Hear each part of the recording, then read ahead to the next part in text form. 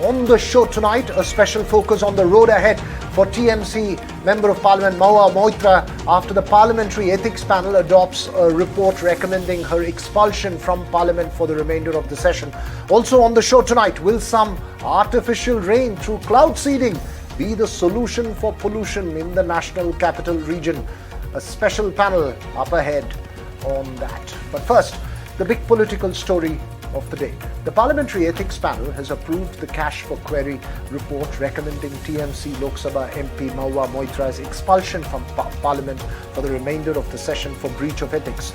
The panel report, which was adopted 6-4 by the 15-member panel, indicted Moitra of unethical conduct and quote-unquote serious misdemeanor for allegedly taking cash and gifts from businessman Darshan Hiranandani.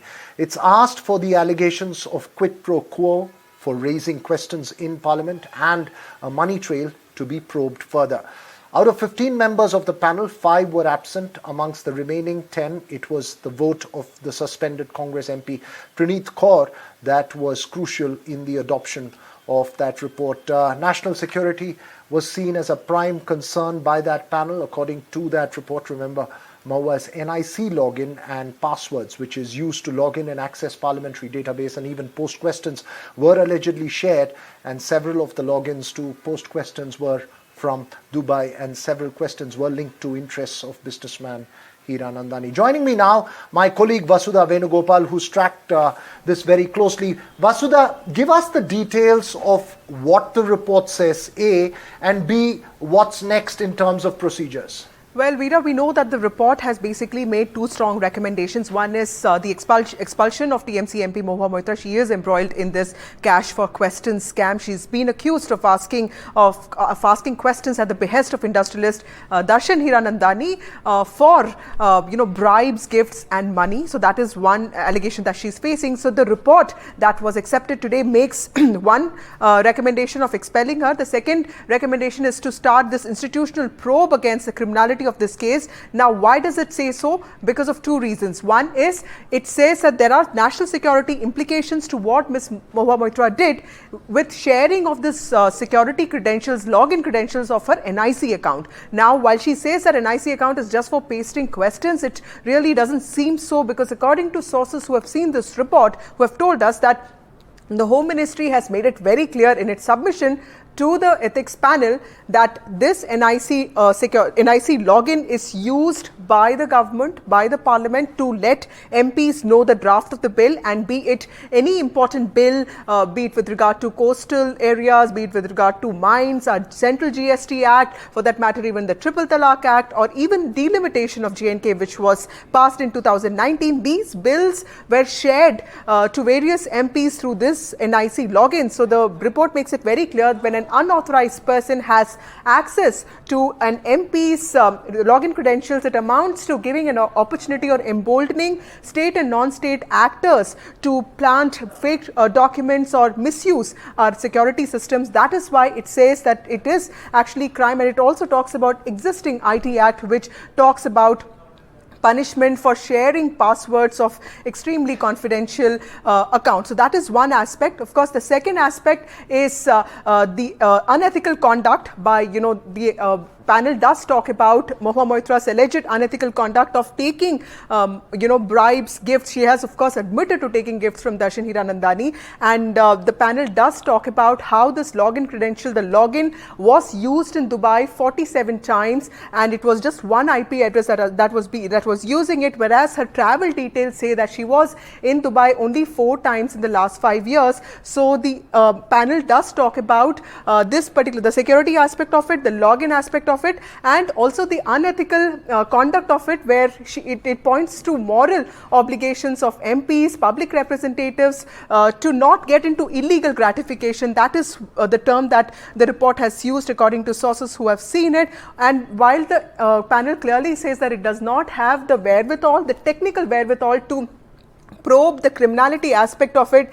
It wants a government institution, it wants a technical expert institution, for instance CBI, to kind of probe this matter. And we already know that the CBI is in the picture because this complaint is with CBI, and according to sources, Lokpal has already asked CBI to start a probe into this issue. So basically these are the important recommendations which led to the panel recommending Ms. Moitra's expulsion, and also suggesting that it is time that an institutional probe is also initiated into this matter.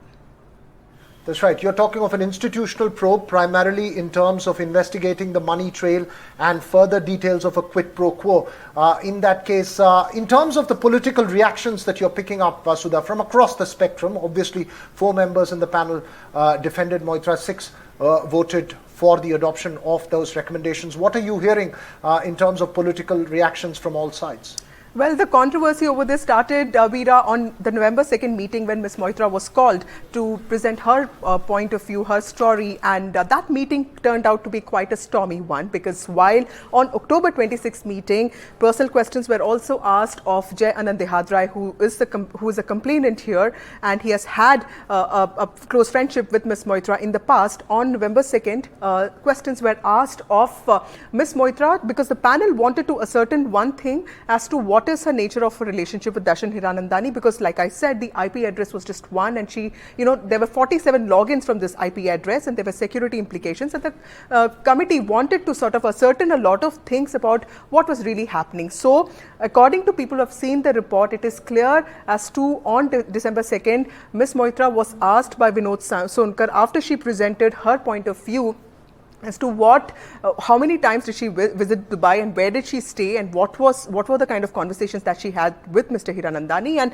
that is when she got very upset, and of course, other MPs like Mr. Girdhari Yadav of the JDU and also Danish Ali also sort of intervened. He's from the BSP, and both these MPs basically said that this is not the right time to ask questions, this is not the right way to ask questions, and they also basically made it seem like the chairman was trying to ask questions which were completely unnecessary. But if you look at the charges, because they're so serious in nature, other committee members also felt that it was important for the committee to get to the bottom of this matter, to at least have an understanding of what really happened. So that thing happened on that day, but today 4 MPs have basically voted against this report. Uttam Reddy, who has been one of the vocal supporters of Ms. Moitra in the past, he was absent today because he was in Telangana filing his nominations. But the regular people like Vaidilingam, Mr. Natraj, Mr. Danish Ali, and of course these people did vote in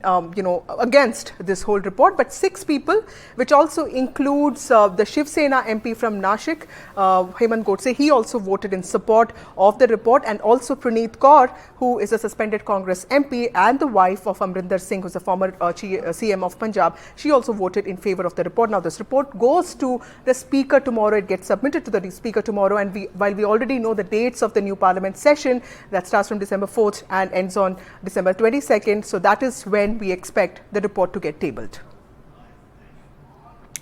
So moving on, what is the political fallout of this whole Mahua Moitra cash for questions controversy? While Ms. Moitra has refuted accusations that she took money and favours from industrialist Darshan Hiranandani for asking questions in the Parliament, the Ethics Committee has found these charges to be extremely serious, which is why it has recommended her expulsion. But what does her party have to say about this? I spoke to TMC MP and party spokesperson Sushmita Dev, and this is what she had to say. Thank you, Sushmita, for speaking to us. So the Ethics Committee has accepted the report on the Cash for Questions scam today, and it makes 2 serious recommendations: expulsion of Ms. Moitra for the rest of the Parliament session and an institutional probe into this. What is going to be the TMC's position on this matter?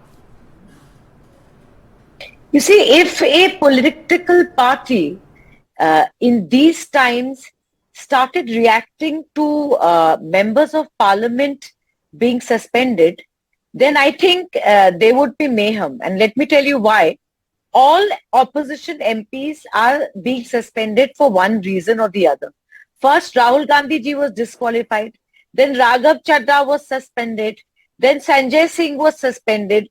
So I don't think suspension is any longer a impetus for any party to react, because clearly those decisions, as far as we are concerned, are unfair and partisan. And I think people of India also understand that. So I think there's absolutely no political fallout as far as the Trinamool Congress is concerned.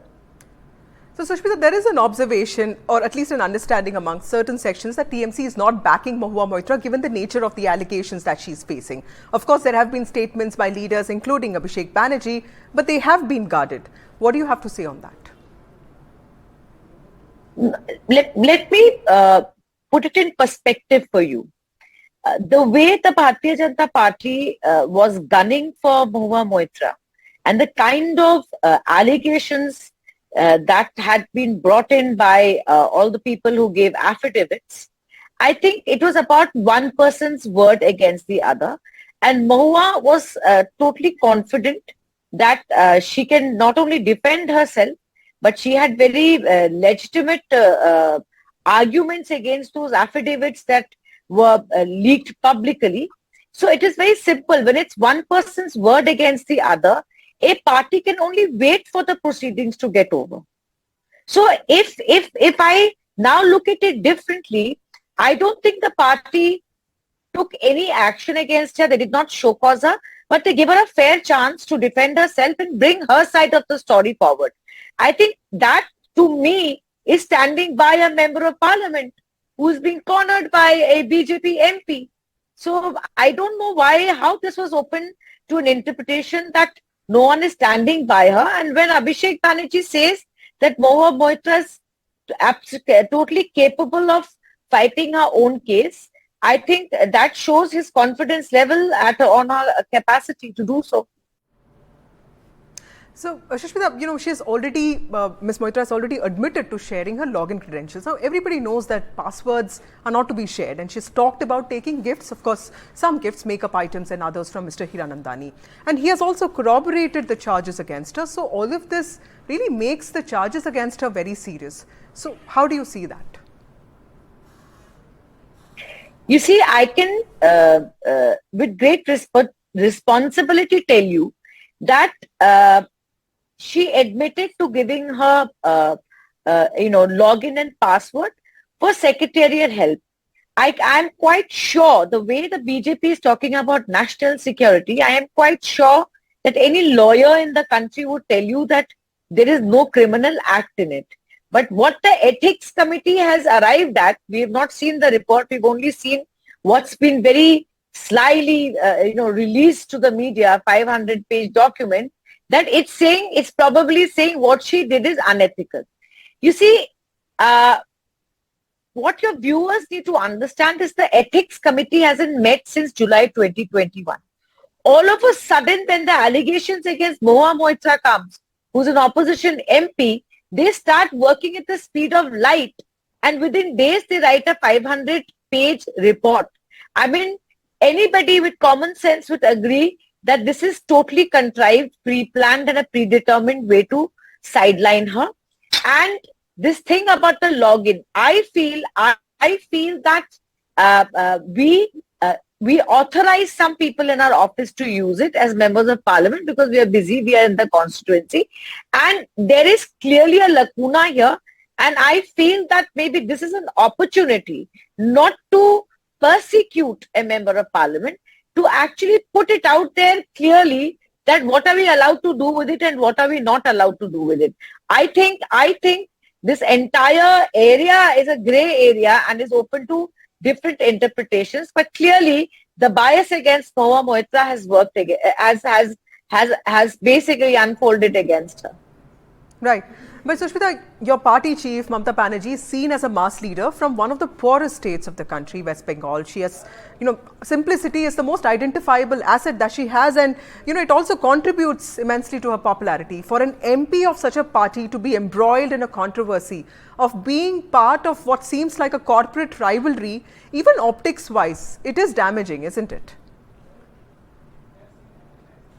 See, I think Mahua Moitra has stood out as an excellent parliamentarian. She's asked pertinent questions in the parliament related to the national interest and in the greater interest of the country. And I can tell you that she's an asset to the Trinamool Congress. And I also want to add to that Mamata Banerjee is a mass leader because she's a fearless leader. And she's always told us that don't fear in asking the right questions and posing the right questions which helps the country rather than one company, you know. Well, Sushmita, do you see the party taking action against her in the coming days? You see, what is the prima facie evidence against her? She admitted to saying, yes, I gave my login password. Apart from that, there is no nexus between, Hiranandani and her and money exchanging. Where is the proof of all this? And, you have to understand, even our criminal justice system is very clear that unless things are proved beyond reasonable doubt, you are not put away for any crime. So why should Trinamool Congress assume everything against Mahua Moitra and take action? There's absolutely no need.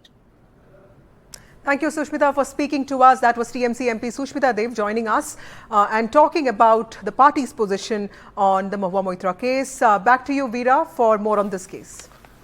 Thanks much, Vasudha, for all those inputs, the analysis, the overview of all that happened and those political reactions. Interesting conversation there you had with Sushmita Dev as well. It'll be interesting to see how the TMC negates this in the coming days, right, Vasudha? Thanks very much, though, for giving us those details. Joining me now is also BJP's Naren Kohli, a sharp legal mind himself, advocate of the Supreme Court. Sir, thanks for joining us on this show this evening. My first question to you, simple one, what consequences follow for Mahua Moitra, both in terms of her parliamentary career and legalities? Well, it can't be good for her if the report basically holds it against her. And essentially, the allegations against Ms. Moitra were serious. The allegations go back to the old days of 2005 when you had cash for questions, and it led to the disqualification of members of parliament. Now, in this case, the set of allegations against Ms. Moitra is that she seems to have received pecuniary or material benefits in exchange to ask questions on behalf of a business entity against another business entity as a parliamentarian on the floor of the House of the Parliament to target the government in the process. Further, her login IDs is shared to an outsider who's not connected to her office or is not her staff, and that person outside the country is accessing it to upload these questions. Now, these all come also on an affidavit. Now, Ms. Moitra is given an opportunity under the principles of natural justice that please come and explain yourself. Instead of answering or seeking to answer the allegations against her in a credible manner or refute them, she chooses to take the route of a set of counter allegations against the committee, its members, its chairman, against the media. I think the latest one is against NDTV, as I saw in the media, that she's attacking even NDTV on this in terms of the report. But anyway, aside of that, coming back to the issue, she chooses not to do so, walks out of it. And if there's a report that is damning on her, then she has to face the consequences, and those consequences can't be good news for her. Well, since you mentioned that, today Mahua, in her letter protesting to the Speaker, has questioned how a committee report was leaked to media, specifically referring, as you mentioned, to it being reported on this channel. She argues strongly that this makes this report unethical. How does it? Let's look at the basic job of the media. The media is about informing the public about something important. This report, by any standards, in a democratic process would be important. How can you say that this is against anything that helps strengthen Indian democracy? If a member of parliament has taken benefits to ask questions for her political growth and to target the political party in power, A, to assist the growth of a business entity or to target the another business entity, and in exchange taking material or pecuniary benefits, those allegations are serious. And if a report deals with that, how can it be said they are not of value to the public at large? In any case, look at all investigative journalism, Bofors or anywhere else across the world in India. Journalists have even risked their lives. It's the fourth estate. So by attacking the media now, it raises the hypocrisy of, well, not just Ms. Moitra, but also the Trinamool Congress, unless they deny what her allegations are, in terms of saying that the constitution is in danger, democracy is in danger. But when those who are working to inform the public better do their job and rely on their sources to get information, you run them down and make a complaint. I think it's also additionally, if I may say, a lame excuse to perhaps overcome the fact that she knew that the report would be against her because she herself chose not to really participate in that. Be that as it may, sir, opposition members have also raised questions about the quick action and the decision of the Ethics Committee in what they call haste. In effect, the questioning is whether principles of natural justice and due process were followed to verify the allegations. What is the process? The process is if a complaint comes, you will write back. Now, this same argument can be used, say, against a court of law. The Ethics Committee is not a court of law. There are days in which we have seen fast-track courts convict a rape accused in, say, 20 days, 13 days, 1 month. And there are days or cases in which they are not convicted for 10 years. So could that argument be then taken by someone that because you convicted someone in 13 days or 21 days in a court following the due process, that was bad because you didn't do it for the others in 10 years? That's not an argument. Article 14 doesn't work in the negative. And as a lawyer, I'd like to make that point, that it just doesn't work in the negative. You can't say because you didn't do it there, you can't do it here. It has to work in a positive. You have to say that so and so and make a positive case. In this case, the principles of natural justice are complied with because she was asked to appear. She stormed out of it, as reported in the media. There were some very dramatic visuals of her perhaps trying to make a point with regard to her eyes. And those are also out there. And all of this, when you don't participate, you storm out, you make a set of allegations against the committee, its chairperson, they come and point out their version of it, and then you choose not to be part of it further. Then you attack a media channel. All of it just points to that she perhaps didn't have a credible answer to defend her acts or the allegations against her. Keeping the gifts aside, Mahua has demanded proof of her taking money. She says there is none. While that would need to be probed and is only an allegation now, there are judgments, though, that state that illegal gratification need not just be about money. So it's not about money. It's about benefit. And the question is, if there is benefit and it is linked in a quid pro quo to a set of questions that are being asked, her login ID being used outside the country by someone interested in her asking those questions, then it becomes a very difficult case against her. And she would have to have a very valid answer instead of a set of counter allegations. Now that a CBI probe, sir, looks like a real possibility, what do you think will or rather should come next in this case? I don't know what the CBI or any investigative agency would do or not do, but I can certainly say that the Parliamentary Ethics Committee is under parliamentary procedure. That does not stop the law of the land operating against a citizen of this country or a non-citizen in that, if the case may be, but acting against someone who prima facie has broken the law. And no one can turn around and say that I'm privileged and the law must not act against me because I happen to be a member of parliament who's constantly raising questions against the government. That can't be the stand. And that cannot be an excuse to say that I'm being targeted because I ask questions against the government. When you choose to forfeit your right to give credible answers, to explain your conduct for a set of allegations against you, in this case, the asking of the questions or taking benefits from a third party, then you can't rely on other defenses, which are secondary in nature, to overcome the primary problem that you have. So this is also a major case in the larger context, I mean, as far as the conduct of MPs are concerned in a new age. The democratic procedure, parliamentary procedure is an evolving procedure. And of course, any step that further strengthens what may be considered the ethical behavior by a member of parliament who's the representative of people, not there in their individual capacity, because people have elected them and people expect a certain ethicality or an ethical standard, obviously strengthens democracy. So it's not about the individual, it's about the process, which is more important. Thank you so much, Mr. Kohli. Strong points there, as always, as expected from you. But thank you so much for taking time out and speaking to us. Now that you've had both the TMC and the BJP point of view, what next for the flamboyant TMC MP and the Trinamool Congress itself? Joining me this evening, senior journalist Shubhabrata Bhattacharya, political analyst Vineet Goenka, Aman Lekhi, senior advocate of the Supreme Court, and advocate Tausif Ahmed Khan. Shubhabrata, my first question to you, what is the next act? What do you see following up, not just for Mahua Moitra, but for the TMC itself? Well, I admire Sushmita Dev's spirited defense, or rather non-defense of Mahua. As Abhishek has said today, that she is competent to defend herself. So I think TMC is letting her defend herself. And from day one itself, TMC has been saying that she has to handle this case on her own. And I admire TMC for sticking to their stand.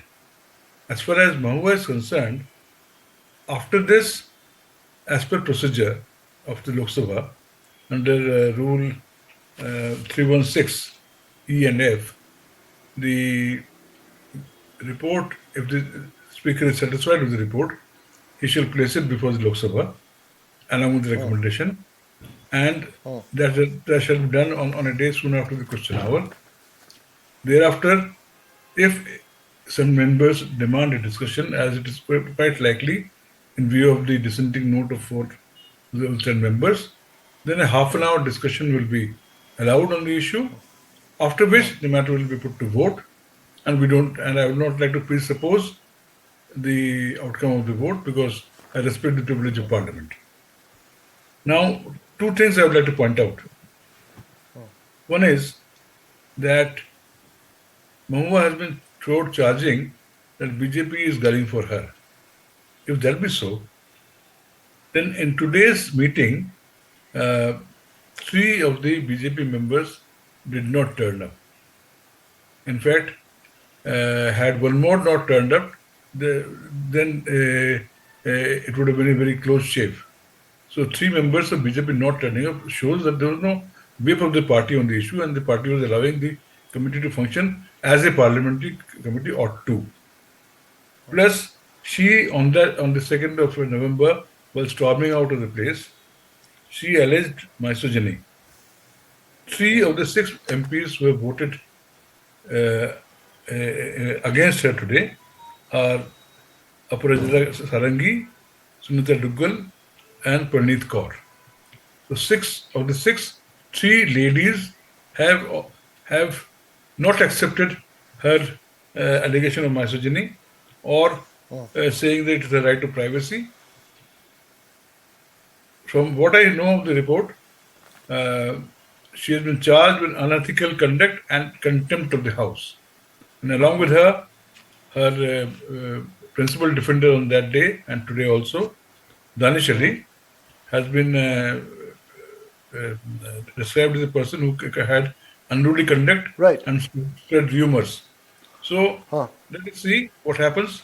One more thing I'd like to add here, due to shortage of time, that Section 66 of the Information Technology Act, read with Section 43, prescribes punishment for sharing a government portal's login. So that has to be also kept in mind. I'm not like to allege anything, but I'm just pointing out what the law book says. Right, that's an important point. In fact, that compromising of national security as is reported, at least as far as the panel's report in the media, is a serious concern. Because the portal has not only access to questions, all the upcoming laws are posted there, and so any person can have market.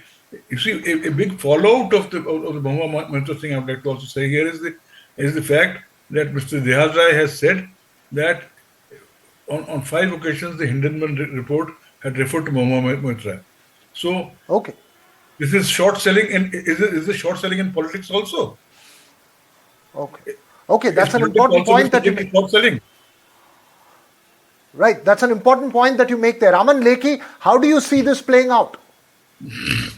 No, not the question of playing out. I think there's certain issues which you need to see and confront. Her admission of impropriety, in fact, compounded by her imprudence of boycott. And why I say so, because what point which you've missed is, which might be much considered, expulsion requires a higher satisfaction, a higher threshold of satisfaction to meet the challenge of legality. When you have to meet the challenge of legality, it's very necessary not to just to confront the charges, but to scrutinize the process and consider the nature of the offense. This is very, very material. Now, what was in this context very material for Mahua Moitra, instead of boycotting, which she did, to have actually participated in these particular proceedings, in which event the committee would have been obligated to scrutinize that particular allegation to reach a finding which could actually justify expulsion. Now, by reason of her own conduct, she missed an opportunity to, in fact, contest and therefore obviated the need for the committee to actually look into it in a manner and give this particular, reach this particular conclusion of expulsion where this is concerned. But Mahua Moitra's conduct aside, there are certain obligations which rest with the committee, and the one is the issue of proportionality. Now, proportionality goes to the nature of this particular impropriety and illegality, which is in fact undisputed, and she has herself admitted it. And it is here that I want to just flag this issue of proportionality, that there has to be some kind of connect between the impropriety and the consequence, because what we are talking about are questions.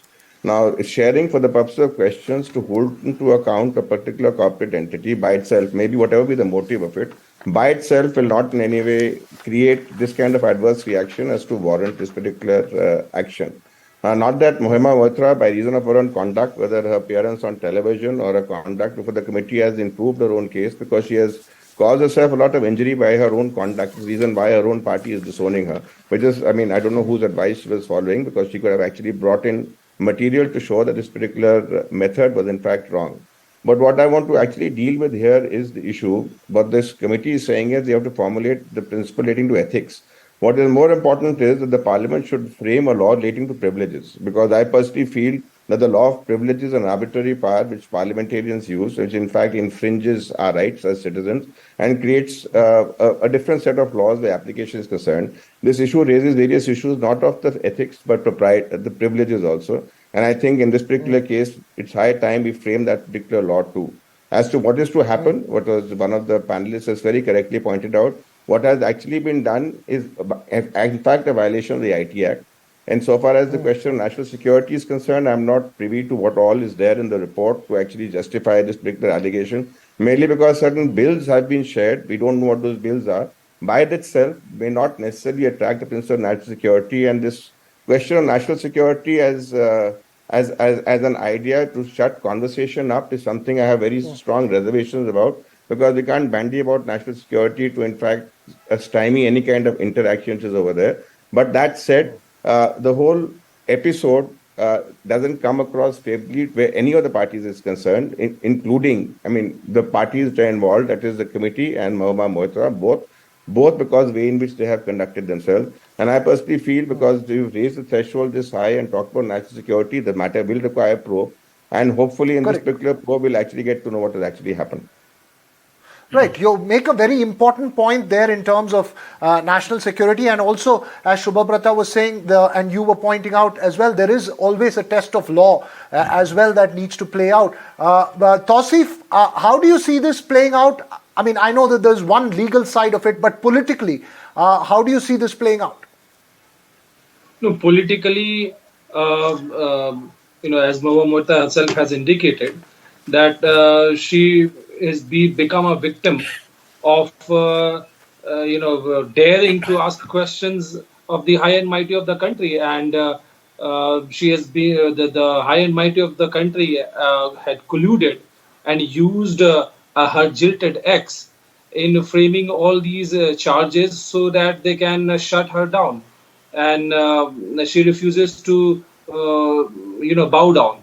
You see, whenever anyone wants to make an accusation, there is no end to it. You can make any allegation, make any accusation. Like, for example, this question of national security is being asked again and again. What is happening really? Like, from the last several weeks, media is debating that she has asked question after taking cash, and that there's that the login was done from outside the country, and there's a national question, national security issue is involved. So all this is only tarnishing her image, and in a way preempting, like it would be safe if I can say that the entire BJP media cell and the TV media debate, created an environment which preempted the outcome and the conduct of the committee. And now, based on that, based on the report, if the matter is given, to the investigative agency to probe the criminality of this, then that may also preempt the conduct of the probe by the agency. So, all in all, the pressure is built on Mahua Moitra. No doubt, serious charges framed, but where are the evidence? No talk about the evidence and no discussion on what Mahua Moitra is claiming in her defense, that why don't you file in a fire against certain corporate house? Why are you not investigating? We all know ethics committee had not sat for all these years, but ethics committee has so many other cases before it. Why ethics committee all of a sudden in such a fast track manner fixed the meeting and came up with the conclusion so quickly? It also raises a question of the bona fide of the ethics committee, how they are functioning. Are they not really targeting one MP who has been so vocal? I mean, there is some truth to that people understand that. Vinit Goenka, that's a question that's been raised. One is the swiftness with which action has been taken, and second question that's being asked is have principles of natural justice been followed? Veera, Ram Ram to you and Ram Ram to all my co-panelists and the viewers who are watching me right now. It's a classic case of corporate mercenary doing a hit job for considerations and, quid pro. I have a question to all those people who want to support Mahua ji. See the timing. This is the timing when Bharat wants to become third in the race of economies. This is the time when Hindenburg attacks a corporate house of India. That is the same time Ms. Moitra chooses to attack the same corporate house without having substantial evidences in her hand. And she does this for considerations and greed. It's a clear case of greed. It's a clear case of unethical practice. She is dramebaj. She uses abusive language within the house. She is used it on channels. So I think she is habituated to be arrogant, to be corrupt. And what hurts me is those people who call her corrupt conduct as to be a practice which cannot be taken so seriously. I would rather request through your channel to those people who take decisions in the government that not only the decisions of ethical committee should be expedited, but also investigation should be done whether it is more than what we see, whether it is just quid pro quo from Mr. Hirandani or there is a larger conspiracy to hurt the economy of country. So I think, she's not a novice. She has seen the world. I'm sure her elitist behavior or her classist behavior does not come purely by her actions or purely by her habit. This also is supported by financials, through someone. So she has to answer this. And there is a saying in Hindi, "Lena dena karna, uske baad mein rona dhana karna." Ye nahi chalega. She can't play victim.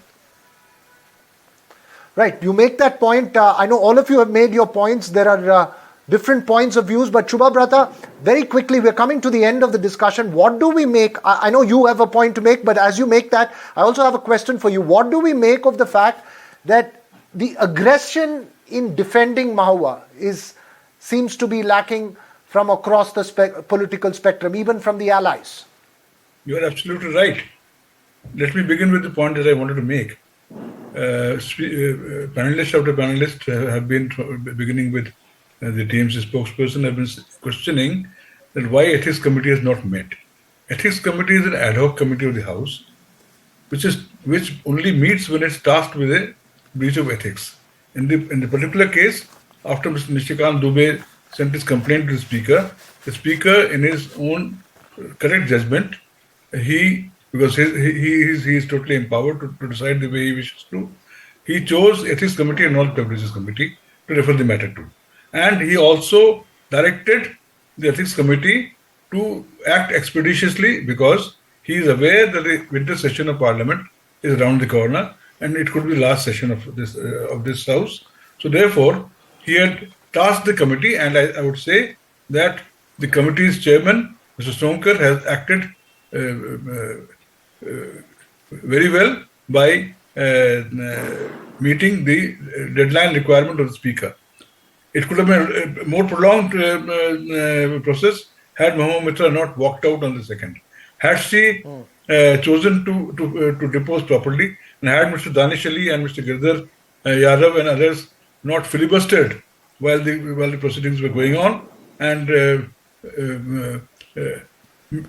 taken to obfuscation as their main defense, I'm sure the committee would have gone deeper into various questions, which it was restrained from doing so because the main person on whom the probe has been done refused to cooperate and participate, which by itself perhaps is the reason why among the charges against her listed in the report, as I'm informed, is unethical conduct and contempt of the House. So right now she is not only charged with unethical conduct, but perhaps also with contempt of the House. And the way Trinamool is half-hearted. Mamata Banerjee has chosen to wink at Mahua. She has, her spokesperson, Mr. Kunal Ghosh, on first day itself had said, they've got nothing to do with this matter, it's for the concerned MP to handle it. Derek O'Brien, Rajya Sabha leader and a very good parliamentarian, next day said, Ethics Committee is the right panel to look into the matter. The Lok Sabha leader, Mr. Sudhir Bandyopadhyay, and Saugata Rai, a TNC member, who first came to Parliament in 1977, by the way, he's that senior. He's chosen to keep quiet because he knows what parliamentary rules are. You're right. It seems like a lonely road ahead for Mahua. But my final word to you, Aman Lekhi, you made that point. You also made that point that had she possibly not walked out and actually put her case out before the panel, it could have possibly been better strategy. But in terms of the next steps, what do you think would be next? Well, if the House approves it, which I presume it will, she can challenge the legality of it.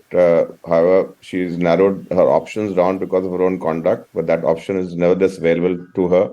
As far as the report of the committee is concerned, of course, the CBI will take it up, so that will be a fresh set of proceeding. The criminal proceeding will be instituted against her. That matter would proceed independently of this particular exercise. One thing I need to correct, that as far as this particular committee is concerned, it's not as far as the committee is concerned, it's now one of the permanent committees of the House in any case. The fact that the committee was constituted and what is very relevant is that in this particular matter, because originated with the complaint of a person who's a lay person, not an MP. I personally feel on the committee there was a greater obligation to look into the question of privilege, which in fact it was missed, which was a very material circumstance to balance a particular thing.